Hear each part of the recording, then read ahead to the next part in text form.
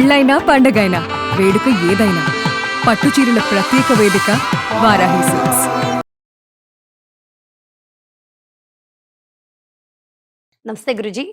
శ్రీమాత్రే నమః. గురుజీ, మూలా నక్షత్రం, అసలు ఈ మూలా నక్షత్రము అనగానే అనేక రకాల సందేహాలు ఉంటూ ఉంటాయి. ఒకటి మెయిన్గా మూలా నక్షత్రం వాళ్ళని వివాహం చేసుకోకూడదని కొందరు చెప్తారు. మూలా నక్షత్రం వాళ్ళని చేసుకుంటే అన్ని అష్ట కష్టాలే అంటూ ఉంటారు. అండ్ మూలా నక్షత్రం వాళ్ళకి దెయ్యాలు భూతాలు కూడా కనిపిస్తాయి అంటారు. ఇవన్నీ కూడా నిజంగా వాస్తవాలేనంటారా? శ్రీ గురుభ్యో నమః. శ్రీమాత్రే నమః. ఈ అన్ని అపోహలు, అన్ని అబద్ధాలు, అపోహలు. ఇంకా మమ్మల్ని బతకనివ్వరా? మూలా నక్షత్రం అని బతకనివ్వరా? ఇది ఎవ్వరూ చెప్పలేదు. నేనైతే అసలు ఎప్పుడూ చెప్పలే. ఇవి కొంతమందికి, ఎవరికోకోళ్ళ కొంతమందికి అదొకటి పెట్టుకున్నారనమాట. మూసగా పెట్టుకొని కొంతమంది పుకారు రేపారు. వాస్తవంగా మూలా నక్షత్ర జాతకులు, నేను చాలా పెద్ద పెద్ద కంపెనీ సీఈఓస్ని, బ్యాంకులో ఉండేటువంటి పెద్ద పెద్ద మేనేజర్లను, ఎవరైతే అత్యుత్తమైనటువంటి జ్ఞాన సంపద కలిగిన వాడిని ఎవరైతే చూశానో వాళ్ళందరూ మూలా నక్షత్రం వాళ్ళు. కోర్టులో అత్యద్భుతంగా ఆర్గ్యుమెంట్ చేసే వాళ్ళు ఎవరైతే లాయర్లు ఉంటారో వాళ్ళు మోస్ట్లీ మూలా నక్షత్రం వాళ్ళే ఉంటారు. వీళ్ళు ఆర్గ్యుమెంట్ చేయటంలో టాప్ నెంబర్ 1లో ఉంటారు. అందుకే వీళ్ళని పెళ్లి చేసుకోవద్దని అంటారు. ఎందుకోసం అంటే మనం ఆర్గ్యుమెంట్ యాడ్ చేయగలుగుతాం పెళ్లిలో. ఇప్పుడు భార్యతోటి కానీ భర్తతోటి కానీ ఎవరైనా ఆర్గ్యుమెంట్ చేసే వాళ్ళతో జీవితాంతం ఉండాలనుకుంటారా? ఉండాలనుకోరు. కానీ వీళ్ళకి ఆ లక్షణం, అది వీళ్ళకి జన్మతా లక్షణం. అది ఎట్లా వదులుకుంటారు? వదులుకోరు కదా. ఇప్పుడు ఉదాహరణకి మల్లెపువ్వు ఉంది. ఆ మల్లెపువ్వుని తీసుకొని వెళ్ళి దానికి రోజు గంధం పూసినంత మాత్రాన అది గంధం వాసన ఇస్తుందా? దాని న్యాచురల్ ఏదో అదే ఉంటుంది. మూలా నక్షత్ర జాతకుల్లో నాకు ఏ ఒక్కరిని చూపించండి, మూలా నక్షత్రంలో పుట్టి స్టడీస్లో బ్యాక్ ఉన్న వాళ్ళు ఒక్కరిని నాకు చూపించండి, నేను జ్యోతిషం చెప్పడం మానేస్తాను. మూలా నక్షత్రం వాళ్ళు మహామేధావులు. మనము తెలివైన వాళ్ళతోటి ఏం వాదించలేము. మనం తెలివి తక్కువలో మోసం చేయగలుగుతాం, తెలివైన వాళ్ళు మోసం చేయగలుగుతామా? చేయలేము. మనం వాళ్ళకి అన్నిటి తెలుస్తాయి కాబట్టి మనం ఏదైనా చెప్తే నవ్వుతారు వాళ్ళు, అంతే కదా. అట్లాగే మూలా నక్షత్రం వాళ్ళ జుట్టు ఎక్కడ దొరకదు ఎవరికి. వీళ్ళ జుట్టు దొరకదు కాబట్టి నాకు దక్కంది ప్రపంచంలో ఎవరికి దక్కద్దు అన్నట్టు, ఈ వీడి జుట్టు నాకు దొరకట్లేదు కాబట్టి వీళ్ళ గురించి మనం చెడ్డ చెప్పేద్దాం అని చెప్పి అలా చెడ్డ చేసేస్తారు తప్ప. మూలా నక్షత్రాలలో అత్యంత ఉత్కృష్టమైన నక్షత్రము రాక్షస నక్షత్రము మూలా నక్షత్రమే. రావణాసురు నక్షత్రం మూలా నక్షత్రం. రావణాసురుడు చాలా మంచి వ్యక్తి. రావణాసురుడికి ఉన్న ఒక దుర్గుణం ఒక్కటే, స్త్రీ లౌల్యం ఒక్కటే రావణాసురుడికి ఉన్న ఒక దుర్గుణం. అది కూడా ఇష్టం లేని స్త్రీని ఎప్పుడు ముట్టలేదు. తనకు కావలసిన స్త్రీని అడిగాడు, సంపదలు ఇచ్చాడు, స్త్రీని పొందాడు, కానీ అయిష్టమైన స్త్రీని ఎప్పుడు ముట్టలేదు ఆయన. అతని అదే జీవితాన్ని నాశనం పట్టించింది. మూలా నక్షత్రంలో జాతకస్తులు ఏంటంటే వాళ్ళు పట్టిన కుందేలకు 3 కాళ్ళు అంటారు. బికాస్ వాళ్ళు ఏ సిద్ధాంతాన్ని నమ్ముతారో వాళ్ళు అదే సిద్ధాంతంతో ముందుకెళ్తారు. వాళ్ళు ఇంకొక సిద్ధాంతం జోలికి వెళ్ళరు, ఇంకోళ్ళు ఎవరు చెప్పింది నమ్మరు, వేరే దారికి వెళ్ళరు. వాళ్ళకంటూ వాళ్ళ దారి తయారు చేసుకుంటారు. సింపుల్ చెప్పాలంటే టక్కర్ దొంగ సినిమాలో ఒక పాట ఉంటుంది, నలుగురికి నచ్చింది నాకెవరికి నచ్చదులే, నేను నడవనులే అని చెప్పేసి ఉంటుంది కదా. అది అంత మూలా నక్షత్రం క్యాండిడేట్సే. గబ్బర్ సింగ్ పాట ఉంటుంది కదా, అలాంటి క్యాండిడేట్ కూడా మూలా నక్షత్రం. సపరేట్ ఉంటుంది. వాళ్ళు దేనికైనా సరే అలాగే ఉంటారనమాట, తగ్గేదే లేదనేటట్టుగా ఉంటారు. అందుకోసమే నేను మోస్ట్ ఆఫ్ ద మూలా నక్షత్ర జాతకులకి ఒకటే ప్రాబ్లం, హ్యూమన్ రిలేషనే ప్రాబ్లం వాళ్ళకి. మిగతా అన్నిట్లోనూ వాళ్ళు ఆరితేరుతారు, కానీ వాళ్ళకి అదృష్ట యోగం కలిసి వస్తే గనక. ఎందుకోసం అంటే ఈన శశి కుజ ఆహి జీవ మందజ్ఞ శిఖి భానుసుత. సో వీళ్ళు శిఖి అంటే వీళ్ళు పుట్టడమే కేతు దశలో పుడతారు మూలా నక్షత్ర జాతకులు. ఆల్రెడీ వీళ్ళు తెలివైన వాళ్ళు. మూలా నక్షత్రానికి ఉన్న లక్షణమే తెలివితనం, విపరీతమైన జ్ఞాపక శక్తి. వాళ్ళకున్న లక్షణమే అది. ఆర్గ్యుమెంట్, ధైర్యం ఎక్కువ ఉండడం, భయపడకపోవడం, ఇలాంటి అన్ని లక్షణాలు ఉంటాయి కాబట్టి వీళ్ళకి జన్మత పుట్టగానే వీళ్ళకి శుక్రదశ వచ్చేస్తుంది. వీళ్ళకి శుక్రదశ, వీళ్ళకి 8వ ఏట నుంచి వీళ్ళకి శుక్రదశ స్టార్ట్ అవుతుంది. 20 ఏళ్ళు శుక్రదశ ఉంటుంది. అంటే 27 ఏళ్ల వరకు వీళ్ళకి శుక్రదశ ఉన్నట్టే కదా. శుక్రుడు ఒకవేళ వీళ్ళు పుట్టినప్పుడు జాతకంలో యోగంలో మంచిగా ఉన్నాడు అనుకోండి, ఇంకా వీళ్ళు అద్భుతమైన వ్యక్తి అయిపోతారు, ఇంకా దానిలో డౌట్ ఉండదు శుక్రుడు మంచిగా ఉంటే. కానీ శుక్రుడు బాగా లేడు అంటే వీళ్ళకి సంసార సుఖం సరిగ్గా ఉంటుంది. కానీ వీళ్ళకి తర్వాత రవిదోష వస్తుంది, చంద్రదోష వస్తుంది, తర్వాత కుజదోష వస్తుంది. 3 దశలు కలిసి వచ్చే దశలే ఉంటాయి వీళ్ళకి. మళ్ళీ రాహుదశ వచ్చినప్పుడు మాత్రమే పడిపోతారు.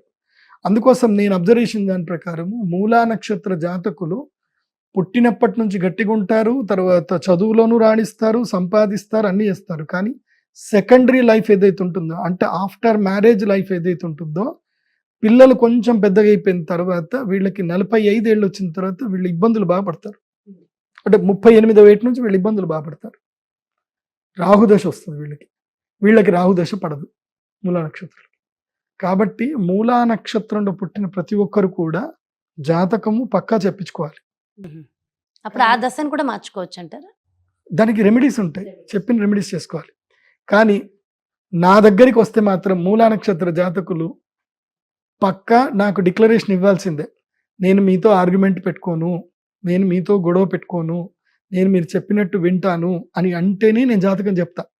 లేకపోతే మూలా నక్షత్రం రాగానే జాతకం బయటికి ఇసిరేస్తాను. మీరు కూడా పక్కనే పెట్టేస్తున్నారు వాళ్ళని. ఎందుకు కోసం అంటే ఆర్గ్యుమెంట్ పెట్టకూడదు. ఆర్గ్యుమెంట్ అనేది అదొక్కటి వాళ్ళు మార్చుకుంటే సరిపోతుందేమో. ఒకటి మూలా నక్షత్ర జాతకులు ఏంటంటే ఆర్గ్యుమెంట్ పెట్టుకోకూడదు. కొంచెం ఎందుకోసం అంటే గురువు చెప్పినట్టు వినాలి. మీరు ఆర్గ్యుమెంట్ పెట్టండి, వద్దని చెప్పను. ఎప్పుడు పెట్టాలి?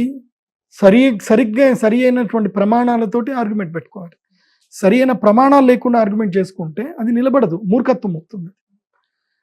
అందుకోసమే మూలా నక్షత్రం వాళ్ళని పెళ్లి చేసుకోవద్దు అనేది అబద్ధం. అది మూలా నక్షత్ర జాతకులను పెళ్లి చేసుకుంటే మామగండం ఉంటుందని అంటారు. అలా మామలు చనిపోకుండా బతుకున్న వాళ్ళు బోలెడు మంది ఉంటారు. కాబట్టి ఈ మూలా నక్షత్రం మామగండం అని చెప్పి, కానీ ఒక గ్రంథంలో మాత్రం రాసింది ఉంది, మూలా నక్షత్రంలో వాళ్ళని పెళ్లి చేసుకుంటే మామగండం అన్నది. కానీ అది ఆర్ష గ్రంథం కాదు. అది మేము ఎప్పుడైనా ఆర్ష గ్రంథాలు తీసుకుంటాం. ఆర్ష గ్రంథం అంటే ఏంది? సాక్షాత్తు పరమేశ్వరుడు చెప్పిన గ్రంథాలు, సాక్షాత్తు ఋషులు రాసిన గ్రంథాలని మేము ప్రమాణంగా తీసుకుంటాం. నాలాంటి ఒక పండితుడు ఒక 200 ఏళ్ల క్రితం నాలాంటి పండితుడు రాస్తే నేను అది ఒప్పుకోను. ఋషి రాయాలి, ఋషులు, మహర్షులు, తపస్సంపన్నులు, జ్ఞానులు రాయాలి. దానికి నక్షత్ర చూడామణి అని ఒక గ్రంథం ఉంటుంది. ఆ నక్షత్ర చింతామణి అనే గ్రహంలో, ఆ నక్షత్ర చింతామణి అనే గ్రంథంలో సాక్షాత్తు పరమశివుడు చెప్పాడు పార్వతీదేవికి ఏ నక్షత్ర జాతకులు ఏముంటుంది. అందులోపల పరమేశ్వరుడు చెప్పలేదు. మూలా నక్షత్ర జాతకుల్లో ఉత్పన్న విభవ అన్నారు. అంటే పుట్టుకతోటి వాళ్ళు ధనవంతులు, శ్రీమంతులు అవుతారని ఉంది. అండ్ జ్ఞాని అని ఉంది, మహాజ్ఞానవంతులని ఉంది. ఐశ్వర్య సంపన్నవాని ఉంది, అంటే ఐశ్వర్యం పొందేటువంటి వారని ఉంది. మరి శివుడు చెప్పింది తప్ప? ఒక మనిషి చెప్పింది తప్పని చెప్పొచ్చు, కానీ శివుడు చెప్పింది తప్పని చెప్పలేం కదా.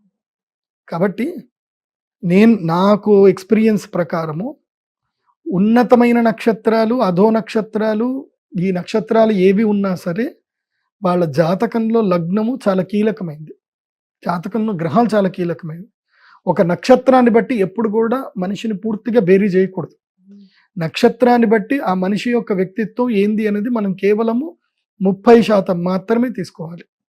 ఆ తర్వాత ఆ వ్యక్తి యొక్క జీవితము యొక్క సంబంధించిన జాతకంలో ఉండే గ్రహాలను బట్టి ఇంకో 30%, ఇంకొక 30% స్థితిగతులు, దేశ కాల స్థితిగతులను బట్టి ఇంకొక 30%, ఇంకో 10% ఎవడూ చెప్పలేడు. 10% ఎవరూ చెప్పలేరు, బ్రహ్మదేవుడు కూడా చెప్పలేడు. సో ఈ 30 కేటగిరీలో పెట్టుకొని జాతకాన్ని సరిగ్గా అబ్జర్వేషన్ చేయించుకున్న తర్వాత మూలా నక్షత్రం వాళ్ళని పెళ్లి చేసుకోండి. కానీ నేను మాత్రం ఒకటి పరిహారం చెప్తాను. మూలా నక్షత్రంలో పుట్టిన ప్రతి ఒక్కరు కూడా, నేనేమనుకున్నా అంటే ఇంతమంది మేధావులు నిరర్థకంగా అయిపోతున్నారు కదా అని బాధ. మూలా నక్షత్ర జాతకులు, ఆశ్లేష నక్షత్ర జాతకులు, జ్యేష్ఠ నక్షత్ర జాతకులు మేధావులు. కానీ వీళ్ళని ఒడిసిపట్టలేరు, ఎవరు